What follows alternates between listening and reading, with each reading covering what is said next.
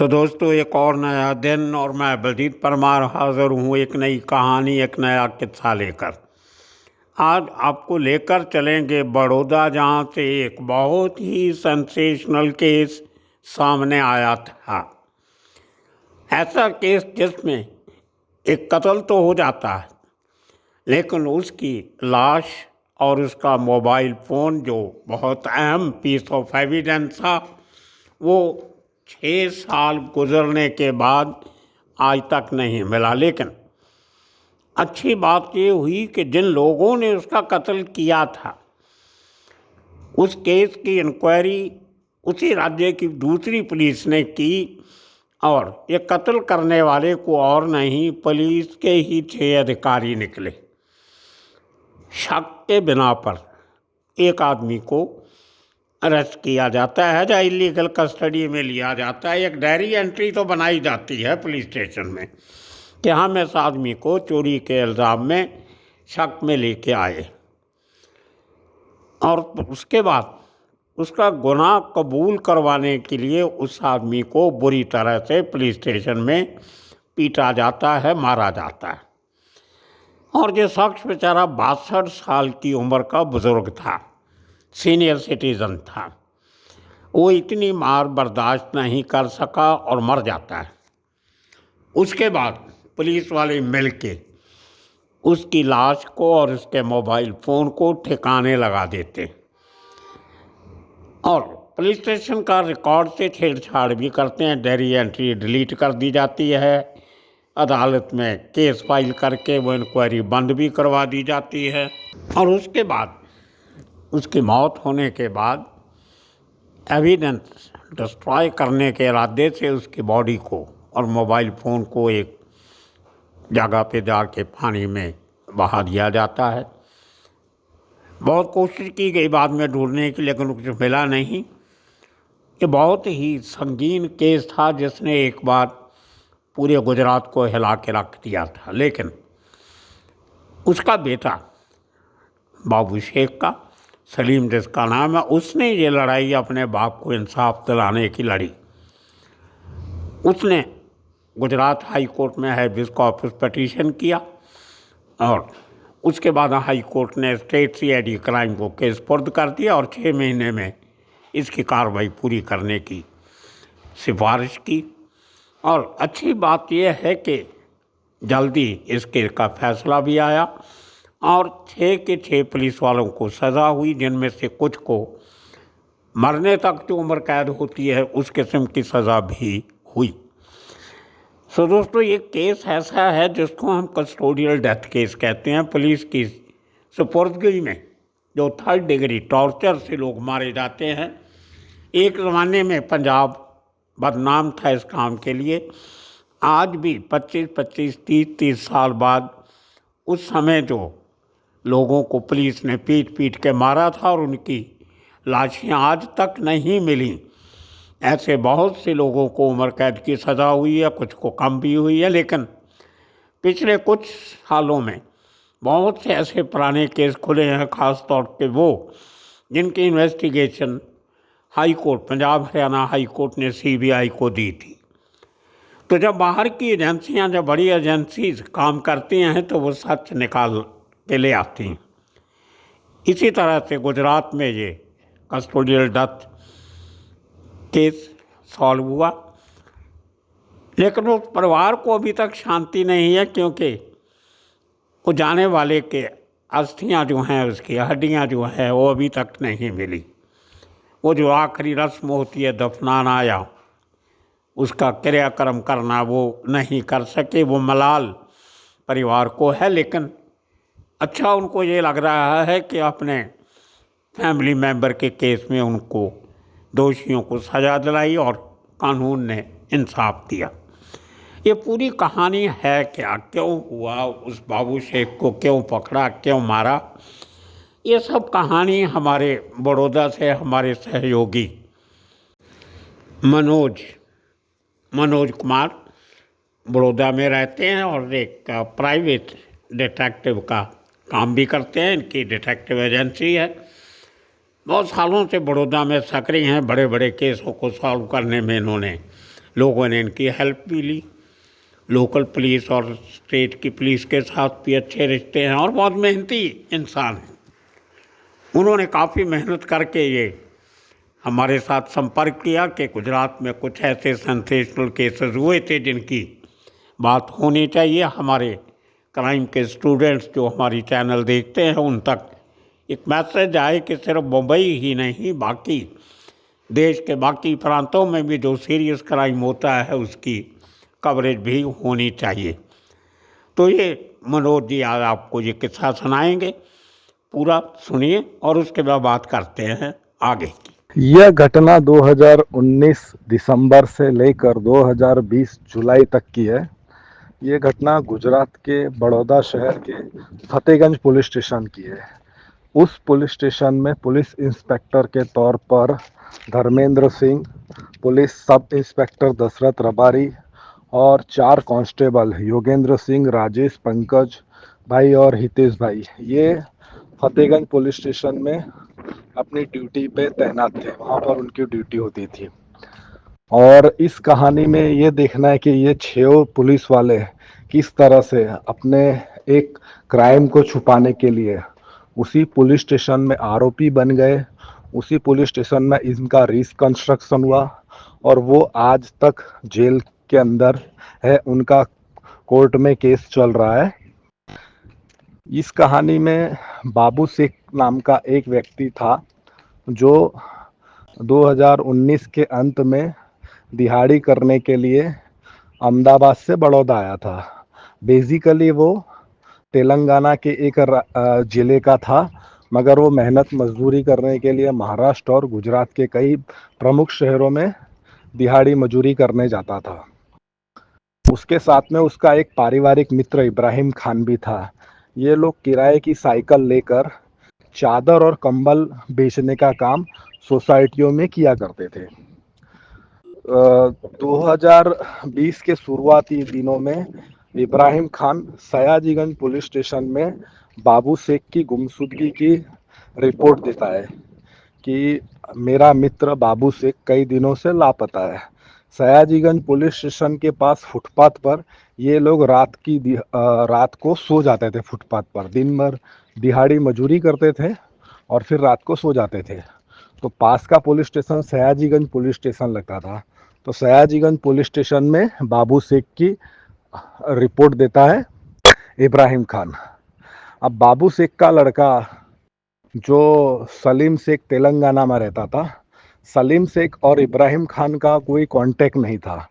हालांकि सलीम शेख को ये पता था कि उसके पिताजी कुछ पारिवारिक मित्रों के साथ इधर उधर काम करने जाते रहते हैं महाराष्ट्र और गुजरात। सलीम शेख 2 महीने से बाबू शेख को ट्राई कर रहा था मोबाइल पर, परंतु उसका मोबाइल बंद आ रहा था।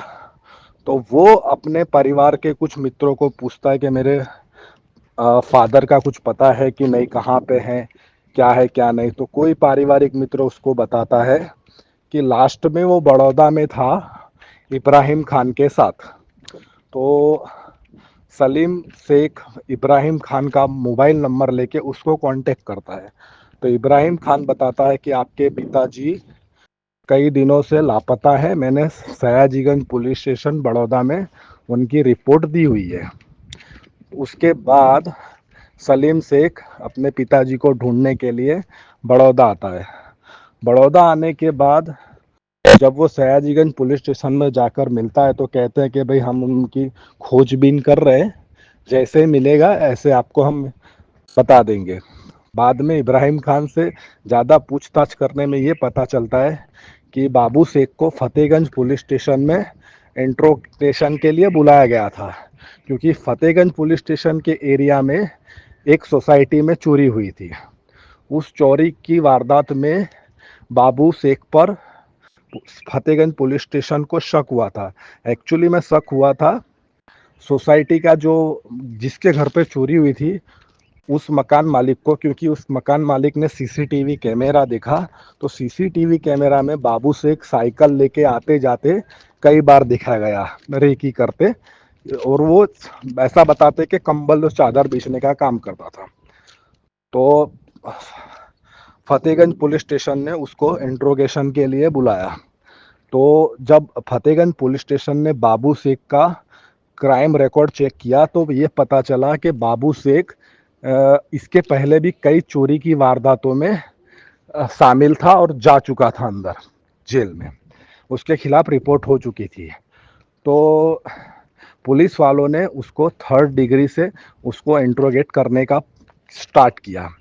तो वो एक्चुअल में बाबू शेख 60-65 बरस का एक बुजुर्ग व्यक्ति था। तो वो पुलिस की ये 3rd डिग्री सहन नहीं कर पाया और उसने पुलिस स्टेशन में ही दम तोड़ दिया।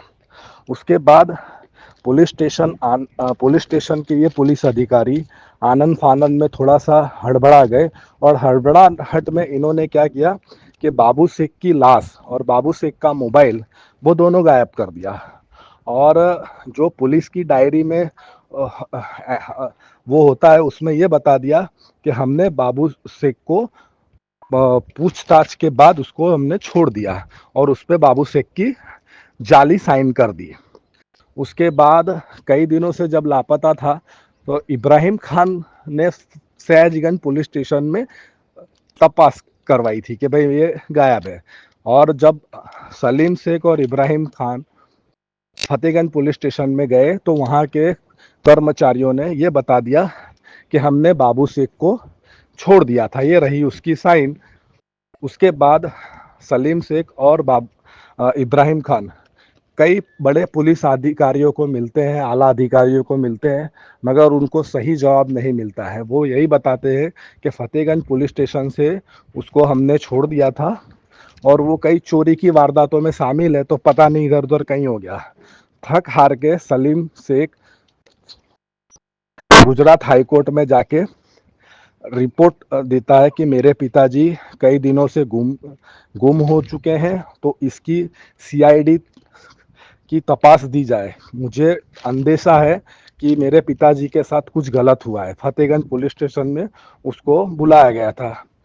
तो Gujarat high court CID crime Gandhinagar को बाबू शेख की को ढूंढने का काम देती है।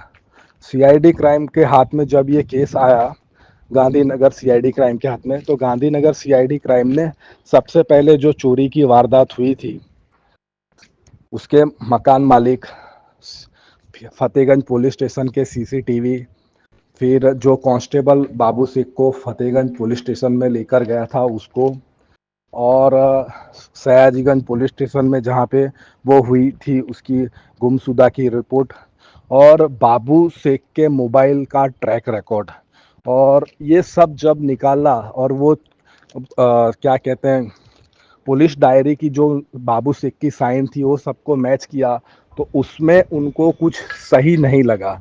उनको ऐसा लगा सीआईडी क्राइम को कि इसमें कहीं ना कहीं कुछ गलत हुआ है। तो उन्होंने एक कांस्टेबल को इंट्रोगेट के लिए बुलाया और इंट्रोगेट में उसको कड़क पूछताछ की। तो उसने बता दिया कि हम जब बाबू शेख को इंट्रोगेशन के लिए लेकर गए थे तो हमने उस पर 3rd डिग्री यूज़ की, तो वो सहन नहीं कर पाया और उसका मृत्यु हो गया, उसका मर्डर हो गया। तो उसके बाद हमने उसकी लाश को डंप कर दिया, उसके मोबाइल को डंप कर दिया और हमने डुप्लीकेट साइन करके ये दिखा दिया कि वो उसको हमने छोड़ दिया। उसके बाद चीज़ ये होती है कि सीआईडी क्राइम ये 6 पुलिस अधिकारियों के खिलाफ रिपोर्ट दर्ज करती है। कई दिनों के बाद ये 6 पुलिस वाले की धरपकड़ हो जाती है, पकड़े जाते हैं। तो पुलिस स्टेशन में उनको लाया जाता है, 10 दिन का रिमांड मिलता है, उसी पुलिस स्टेशन में लाके रिकंस्ट्रक्शन करता है सीआईडी क्राइम। और फतेहगंज पुलिस स्टेशन के तकरीबन 3 किलोमीटर आगे 6 किलोमीटर की एक नर्मदा केनाल बहती है। उसमें ऐसा इन्होंने बताया कि हमने इसकी डेड बॉडी को यहाँ पे डंप किया था, मोबाइल को।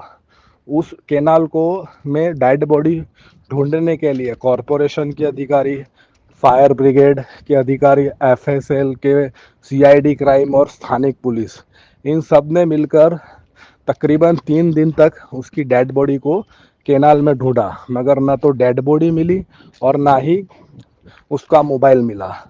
उसके बाद रिमांड पूरे होने के बाद उन लोगों को सेंट्रल जेल में डाल दिया गया। सलीम शेख पर तरह तरह के कई दबाव बनाए गए, मगर सलीम शेख आज भी उसकी न्याय के लिए अटल है और वो अपनी लड़ाई कोर्ट में लड़ रहा है। वो 6 पुलिस वाले आज भी सेंट्रल जेल में बंद है और वो 6 पुलिस वालों को जहाँ पे वो काम कर रहे थे, अपनी नौकरी कर रहे थे, वहीं पे उनको रिकंस्ट्रक्शन के लिए लाया गया। आज तक बाबू शेख की डेड बॉडी और मोबाइल उसका नहीं मिला है। ये केस बहुत चर्चास्पद था। कोरोना के टाइम का ये केस था। कोरोना के टाइम पे पुलिस वालों ने काफ़ी लोगों की हेल्प की थी, कई गरीबों को खाना खिला रहे थे, मगर ये एक घटना पुलिस के लिए बहुत शर्मिंदगी वाली हो गई थी।